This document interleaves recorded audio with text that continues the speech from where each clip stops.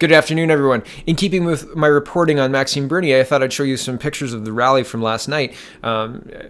Maxime Houpe, I'm not sure about how to say your last name, sir, tweets out, quote, amazing turnout for the People's Party of Canada, rally in Calgary at Maxime Bernier, and he shows some images, so here they are.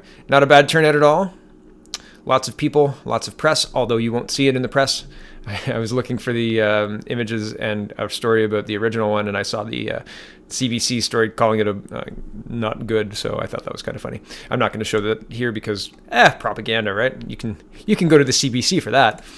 StatsCan is backing down on its plan to harvest Canadians' private banking info, but it's not canceled. It's just on hold, and I thought that was funny and a note to take note of, something to keep an eye on this. This story's not over. It's just going to the memory hole until you forget about it in June, or maybe the May 2-4 weekend. That'll be my prediction. It's either the July long weekend or the May 2-4 long weekend that this is going to be cleared by the privacy commissioner. But for right now, we got a small win. So here's CTV News reporting, quote, StatsCan plan to harvest Canadians' private banking info on hold. Quote, Statistics Canada's controversial plan to harvest personal financial data without people's consent is on hold until an investigation of the legality and intrusiveness of the project is finished, the country's chief statistician said Thursday. So I'm going to skip down. Quote, back to the article, facing intensifying public pressure, Chief Statistician Anil Arora, told the Senate committee Thursday that the banking data project will not proceed until Theron has finished his work and Canadians' privacy concerns have been addressed. Quote, we have not received a single piece of information yet from any of those financial institutions, he told the committee, which held a special hearing to explore the issue. Even so, he said the data the agency wants would stay secret. Right, except for all of the security breaches that the Conservative government brought up and put to you on the House floor, you being the Liberal government and StatsCan who is calling for this. So I'm glad that there's a review. As I said, this story is not over. They're going to try and still sneak this in. They want that data. The people who are trying to use this data to model American spending habits or Canadian spending habits or whatever, Western spending habits, whatever they're trying to use it for, they want this data and they're not going to let it go just because some Canadians got upset about this. So keep the pressure on. Do not back down on this. This is an absolute abhorrent invasion of our privacy, and it should not stand. And any government who is for this needs to fall, and fall fast. They're awful. Okay, on to this story, and I thought this was really crazy. I didn't realize that you have to agree to be deported. And so Global News is reporting, quote, BC ISIS supporter, quote, playing games by refusing to cooperate with his deportation, says CBSA. A Jordanian ordered deported from Canada for spreading pro-ISIS propaganda is refusing to cooperate with his removal, a hearing in Vancouver revealed Friday. 2 attempts by the Canadian Border Service Agency to have Hadman fill out the paperwork required to get him a Jordanian travel document have so far failed, an official says. Hadman refused to meet with the CBSA removal officer who went to his prison in BC's Fraser Valley on November 2nd to get him to complete the application form. A second attempt to resolve the issue on November 7th ended with Hamden's lawyer advising the CBSA that his client was unlikely to cooperate, the official said. The current setup in the removal process is for Mr. Hamden to cooperate with obtaining a Jordanian travel document, which is his countries of citizenship. CBSA Representative Randall Hyland told the hearing. However, so far, Mr. Hamden is not cooperating with this removal. So my question, I've read this story, and at what point is this just farcical? Can I go to the United States and claim that I'm from anywhere, it doesn't really matter, and then refuse to cooperate with removal? No, at some point you have to either you're going to sign this paper or we're going to put you on the next flight to XYZ, and that's where you're going to be left. And that's there you go. And I'm not saying that we should blanket remove people's human rights, but it appears that this person is attempting to spread terrorism around Canada, and we are actively trying to get him removed, and our laws are working against us. So at some point we need to say, here's the line and no further. This is how far we will go to maintain your rights. And for us to maintain your rights, you have a responsibility to behave in this way. And if you choose to not behave this way, then Canada chooses to waive your rights and put you on a plane to Antarctica and have fun. That's your next choice. Sign this paper and go home, or you can go to Antarctica, because that's where the plane's going. And tomorrow we'll roll the dice and it'll go somewhere else. Maybe Eastern Russia. I don't know. I don't know that the Russians would want them. I don't want to flood Russia with people who are trying to propagate terrorism. That's not what I'm saying. I'm saying he abdicates his choice through not making a choice, through not cooperating with Canada. He does not get to stay here indefinitely. Sorry, man. That's not how this works. And anybody who thinks that it does really needs to get their head checked. So I saw this Twitter thread, and it twists and turns. It has to do with Frank Vaughan, and he's talking to Manny, Ottawa. Manny, Ottawa used to be a lawyer for Stephen Harper. He's very pro-CPC and not very pro-Bernier. He thinks that it'll split the right, and it'll leave Trudeau wide open for 4 more years of just absolutely destroying Canada. I feel for his position. I understand what he's saying. I'm not blind to the prospect of a lot of Canadians voting for the CPC because Maxime Bernier's party is new, and because there's no secret, our media is biased and will run the program that they're told to run. They will not do what Canadians want. They will do what their owners want, right? And that was shown in the Toronto election. If you don't know what I'm talking about, Faith Goldie was running third in a 30-odd person race, and she was blacklisted by Rogers and Bell and all of the Toronto media, and nobody could do anything about that. And nobody in the CPC, and Maxime Bernier didn't say anything about it either, and neither did Justin Trudeau. So nobody in any leadership party across Canada, not the NDP, not the People's Party, nobody said anything about this. And I think that's appalling. I can't believe that nobody... We're all people. We all wake up and we all do the Facebook scroll or the Twitter scroll or whatever thing that you do when you get up in the morning and brush your teeth and you look. You check your email, you look. We can all see it. We know what happened in Toronto. Toronto's the biggest city in Canada, one of them, right? There are other major cities in Canada, but Toronto's one of the biggest. People know what happened.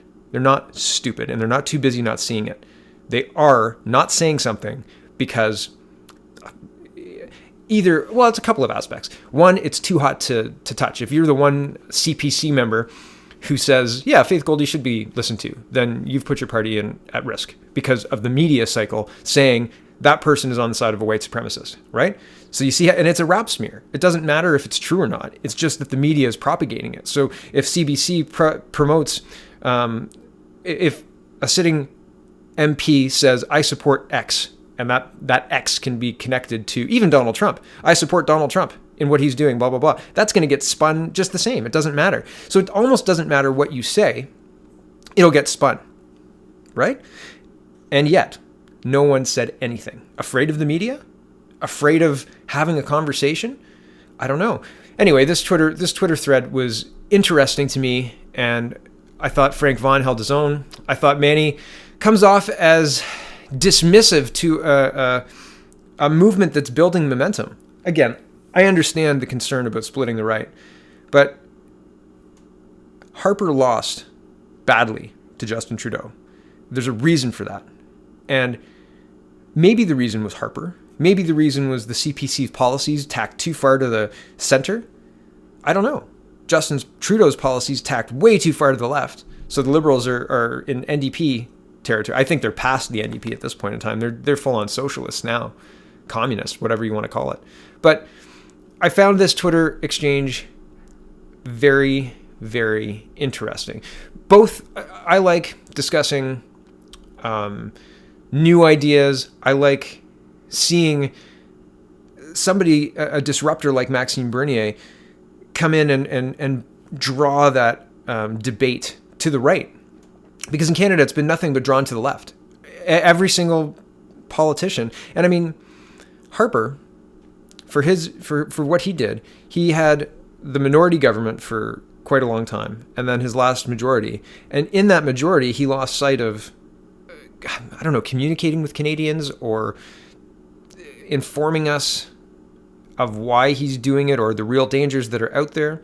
I don't think anybody in Ontario or Quebec understood the real dangers that Mr. Harper's policies, and Bill C-51 is included in this, and there's a lot of outrage about that. people didn't understand what he was trying to protect us from. And he did a bad job at telling us, right? He said, you'll thank us later. And there was almost a throwaway line when he was saying, these guys will open our borders. That should have been center stage. And again, going back to the media, if you look at the 2015 timeline, that was when the children were washing up on beaches, and pro-refugee and pro-immigration sentiment was rampant across Canada. And I'm not saying that's bad or good, but it was manufactured by the media. So it's interesting to watch all of the, it's like watching a washing machine. You know, you can see these same themes come up, and the media is trying to distract you with this, but the same themes are churning, right? Sovereignty, security, etc. And now we have clear and present danger of the UN Migration Pact being signed by Justin Trudeau, basically handing Canada over to being a post-nation state and having or nationless citizens come here and given rights to vote, etc. It's a very bad plan. And so this Twitter exchange twists and turns from immigration to the UN Migration Pact to the PPC having, you know, a pretty decent turnout in Calgary and a decent turnout in Quebec, etc. I think it's a worthwhile exchange to go through. And I know I've spent a whole bunch of time talking about it. I could have just gone through it and read it for you, but this is part of that national conversation that I've been begging for, that I've been asking for. And I find it interesting that it's not happening in the newspapers, because the newspapers are fixated on Donald Trump. They don't care about Justin Trudeau. They don't care about the finer points of Canadian immigration policy and having that conversation. Is this better or is this better? How will the right vote get split? How will the left be split? Is the NDP a factor? Why aren't our newspapers talking about this stuff? They're talking about all Trump all the time. And if you don't hate Trump, you're a racist. It's crazy. It doesn't make any sense. So, and there was even Rosemary Barton was having a roundtable, and they said, are we focusing too much on the United States on our coverage? And through the whole answer, they talk about the United States. Like, oh yeah, we are, but you definitely should be paying attention to the crazy shit that's happening in the States. No, guys, there's crazy shit happening here. We have major party leaders who are silent on election rigging by major $30 billion corporations who, oh yeah, by the way, the winner of that race also has a stake in the ownership of that $30 billion private family-owned corporation. Crazy, right? You'd think that would be in some news reporters' view, but it's not. And it's not for the wider audience. And that inherently is the problem, right? So we're going to have Maxime Bernier. We're going to be told for the next year that it's going to split the right. And, well, spoiler alert, if you looked at the Toronto polls, basically exactly what the Toronto polls said would happen, happened. And I don't know how often the polls predict the exact result, but looking at the 2016 election, that seems fishy to me. So that was kind of longer and more rambly than I'm used to, so sorry about that. It's Saturday morning. It's a bit snowy outside on November 10th. I quite like it. Reminds me of when I was a kid. So thanks for watching. Thanks for putting up with me. And check out the People's Party of Canada. Check out this Twitter stream. Join the national conversation that is happening despite the media trying to silence us. We're finding our way around it. And we're all talking. We're having the conversation. Have a look. It's happening. Thanks for watching, guys.